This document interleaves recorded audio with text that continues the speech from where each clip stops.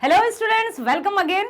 Welcome, फिर से स्वागत करती हूँ मैग्नेट ब्रेन्स हिंदी में आप सभी विद्यार्थियों का। और साथ ही आशा भी करती हूँ हर बार की भांति कि आप सभी स्वस्थ होंगे, खुश होंगे, प्रसन्नचित होकर अपने सभी कार्यों को कर रहे होंगे। साथ ही साथ अपने आप का ख्याल भी रख रहे होंगे, क्योंकि ये अब तो आप बस बसा लीजिए यहाँ पर कि स्वस्थ शरीर में ही स्वस्थ मस्तिष्क का वास होता है, और जब हम रहेंगे फिट तभी तो होंगे हिट। इसी के आधार पर अपने आप का ध्यान रखते हुए, अपने आप का ख्याल रखते हुए अपनी दिनचर्या को बहुत अच्छे से सेट कर लीजिए, ताकि कभी भी ऐसा ना हो कि ओहो इतने सारे काम अब मैं कैसे करूं। क्योंकि अक्सर ये होता है, होमवर्क की बात करूं, मैं स्कूल की बात करूं, कि मान लीजिए मैं पूछूं क्या हिंदी का वर्क किया, नो मैम क्योंकि मैथ्स का करना था, क्योंकि साइंस का करना था। अरे भाई, सारे काम करना है, सारे कार्यों को करना है, एक एक करके सभी कार्यों को करना है। और ये कब होगा? जब हम अपनी समय सारणी या टाइम टेबल अच्छे से बनाकर फॉलो करेंगे। ओके, इसी तरह से हमेशा आप अपनी दिनचर्या का पालन करें, समय सारणी या टाइम टेबल अपने तरीके से बनाएं जिसका आप पालन करें। क्योंकि स्व नियंत्रण, सेल्फ कंट्रोल, यदि आप अपने नियमों का पालन स्वयं करना सीख गए तो बिल्कुल आप बहुत अच्छे से सफलता के चरम उत्कर्ष पर पहुंच सकेंगे। ओके, चलिए तो चलते हैं इस वीडियो की तरफ। हमने अपनी पाठ्य पुस्तक गोधूली का पाठ 6 स्टार्ट कर दिया है। नाम है बहादुर। और बहादुर कौन था, बहादुर किस तरह से अपने जीवन में बिजी था या बेचारा परेशान था, ये प्रीवियस वीडियो में आपने देख लिया है। अमरकांत जी ने एक ऐसे लड़के का वर्णन किया है जो अपनी मम्मी की पिटाई के कारण नेपाल से भागकर लेखक के घर में आया था, और उनके घर में किस तरह से उसके साथ व्यवहार अपनाया गया, फिर आखिर बहादुर कहाँ गया, ये भी सब आप जान चुके हैं। इसलिए आप मेरी बात ध्यान से सुनो कि इस वीडियो में हम करने वाले हैं बहुविकल्पीय प्रश्न। बहुविकल्पीय प्रश्न का अर्थ होता है मल्टीपल चॉइस क्वेश्चंस, जिसमें आपको उत्तर देना है। प्रश्न पढ़ूंगी मैं, ऑप्शंस या विकल्प रहेंगे 4, और यदि आपने प्रीवियस वीडियो बहुत अच्छे से देखा है तो आप फटाफट उत्तर बता देंगे। अब आप सोचेंगे मैम कैसे बताएं? अरे भाई, कमेंट बॉक्स है ना, उसमें आप लिखकर बताएंगे कि पहले का उत्तर का, खा, गा या घा। लिख दीजिए कि फर्स्ट जो आंसर है, फर्स्ट जो क्वेश्चन है उसका उत्तर ABCD भी लिख सकते हैं आप, वो है। तो मेरे उत्तर बताने से पहले आपको उत्तर बताना है। Are you ready? तो आ जाइए मेरे साथ, चलते हैं पहले प्रश्न की ओर। पहला प्रश्न है, बहादुर के कहानीकार कौन है? नलिन विलोचन शर्मा जी, अमरकांत जी, विनोद कुमार शुक्ल जी या अशोक वाजपेयी जी? तो बड़े जल्दी उत्तर आ गया होगा आपके मस्तिष्क में। अमरकांत जी इस कहानी के या बहादुर के लेखक हैं। अगला प्रश्न है, बहादुर कैसी कहानी है, ये थोड़ा बताइएगा आप अच्छे से सोचकर। ऐतिहासिक, मनोवैज्ञानिक, सामाजिक या वैज्ञानिक? स्टार्टिंग वाला वीडियो याद करिए कि लेखक ने एक ऐसा पक्ष उभारा है जो समाज के किस वर्ग को संबोधित करता है? मिडिल क्लास, मध्यम वर्गीय, अति मध्यम वर्गीय। तो ये कहानी कैसी हुई? जहां पर समाज आया तो कहानी भी सामाजिक होनी चाहिए। तो आई थिंक सामाजिक is right answer. Yes, very good. अगला प्रश्न है, बहादुर अपने घर से क्यों भाग गया था? गरीबी के कारण, मां की मार के कारण, या शहर घूमने के लिए, या फिर भ्रम या कोई डाउट था? हाँ बताओ, जल्दी बताओ। मम्मी ने मारा था उसको? यस, उसकी मां ने उसको मारा था, इसके कारण वह घर से भाग गया था। निर्मला कौन थी? शिक्षिका, बहादुर की मां, कथाकार की पत्नी, या फिर कथाकार की पड़ोसन? कथाकार मतलब लेखक, ठीक है, जिनके घर में बहादुर काम करता था। तो निर्मला कौन थी? उत्तर कौन सा होगा? का, खा, ग या घा? तो उत्तर होना चाहिए तीसरा, गा। ठीक है, कथाकार की पत्नी थी। नेक्स्ट है, मौत का नगर किस लेखक की कहानी संग्रह है? मौत का नगर अभी आया याद आपको कि जब हम जीवन परिचय पढ़ रहे थे लेखक अमरकांत जी का, तो ये आया था। अमरकांत को किस कहानी लेखन के लिए पुरस्कृत किया गया? कहानी, उपन्यास भी थे उनके, और भी कई रचनाएं थी। तो उनको कौन सी कहानी के लिए पुरस्कृत किया गया था? मौत का नगर, ग्राम सेविका, डिप्टी कलेक्ट्री या जिंदगी और जोंक? डिप्टी कलेक्ट्री की जो कहानी उन्होंने लिखी थी उसके लिए उन्हें पुरस्कृत किया गया था, याद रखना। बीच की दीवार किसकी कहानी है? बीच की दीवार रामचंद्र शुक्ल जी, अमरकांत जी, बाबूराम सक्सेना जी या फिर गुणाकर मुले जी? ओके, बताओ। अमरकांत जी की, क्योंकि हम उन्हीं के बारे में तो पढ़ रहे हैं। ठीक है, आगे चलते हैं। 9 2 11 होना, मुहावरे का अर्थ ये तो आपने कई बार सुना होगा।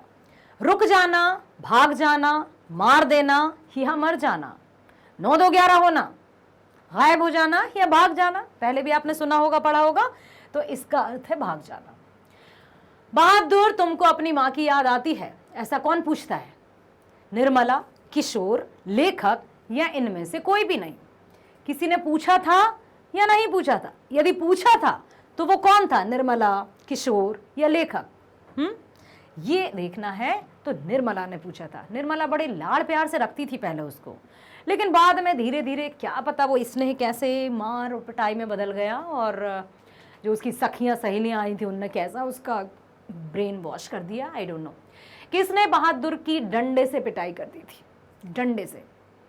कहानीकार ने, किशोर ने, फौजी ने या पहरेदार ने? तो अब फौजी और पहरेदार तो है नहीं, क्योंकि जो भी ऑप्शंस आते हैं ना उनमें से 2 तो एकदम नहीं होते हैं, बाकी जो 2 रहते हैं उनमें थोड़ा सा सोच विचार कर हमें उत्तर देना होता है। तो बहादुर की डंडे से पिटाई की थी लेखक के बेटे ने, किशोर ने।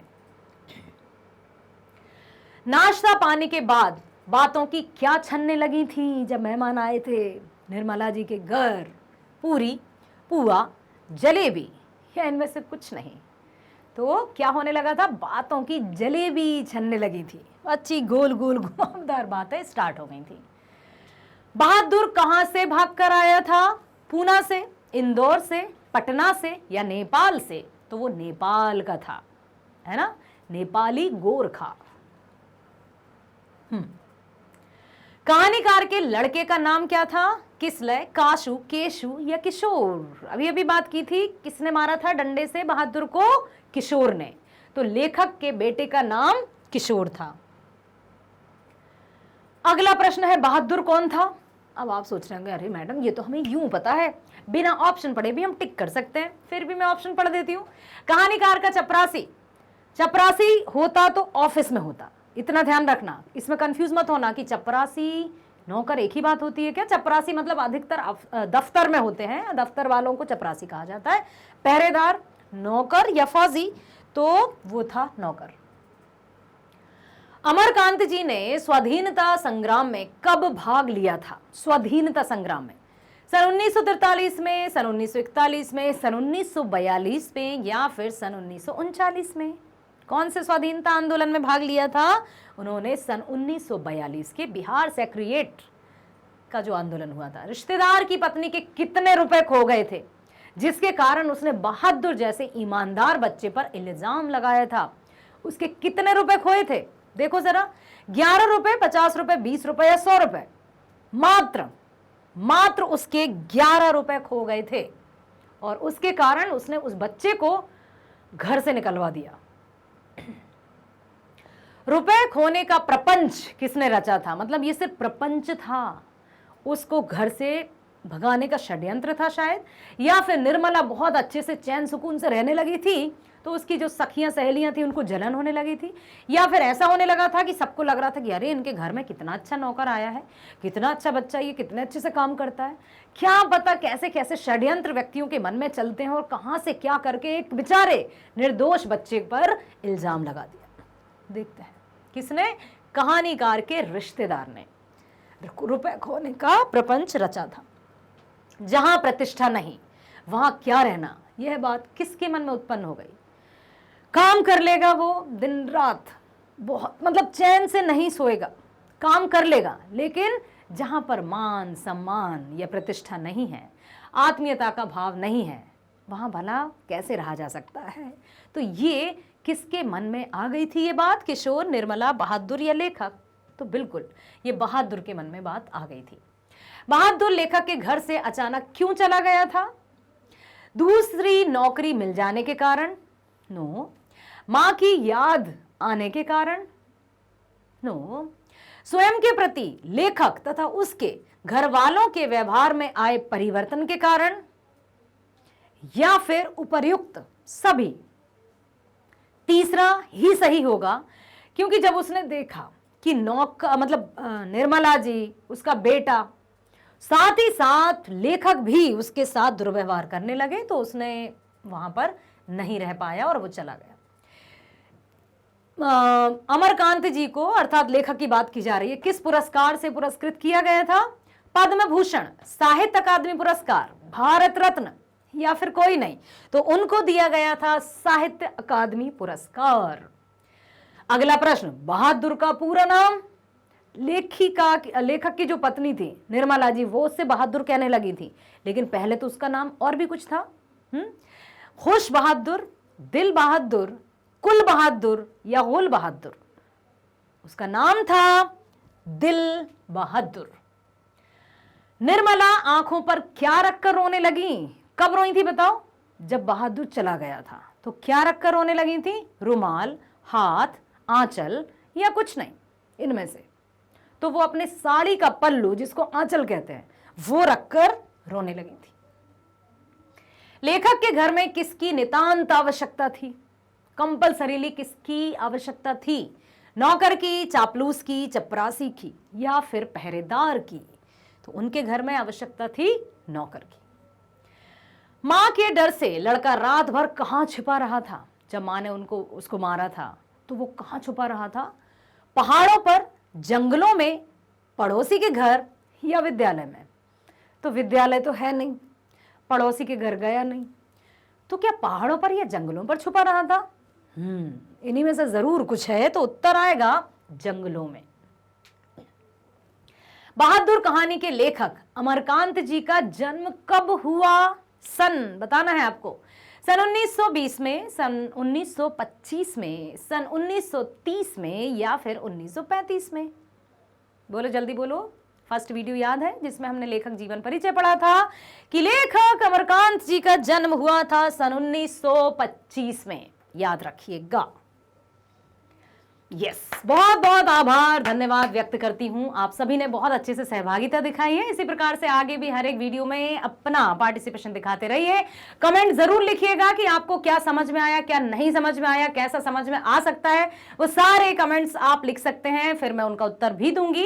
इसी तरह से मैग्नेट ब्रेन्स पर मैं हमेशा आपके समक्ष नए नए पाठ और नए नए कहानी और कविताओं के साथ उपस्थित होती रहूंगी। बने रहिएगा मैग्नेट ब्रेन्स पर, जो कक्षा 7वीं से 12वीं तक की ऑनलाइन स्कूल एजुकेशन के साथ सभी प्रकार की प्रतियोगी परीक्षाओं के वीडियोस आप सभी होनहार स्टूडेंट्स को 100% फ्री प्रोवाइड करता है। साथ ही साथ प्रतियोगी परीक्षाएं, जो प्रतियोगी परीक्षाएं, वो प्रतियोगी परीक्षाएं जिनमें एंट्री एडमिशन लेने के लिए मोटी मोटी रकम का इंतजाम करना होता है।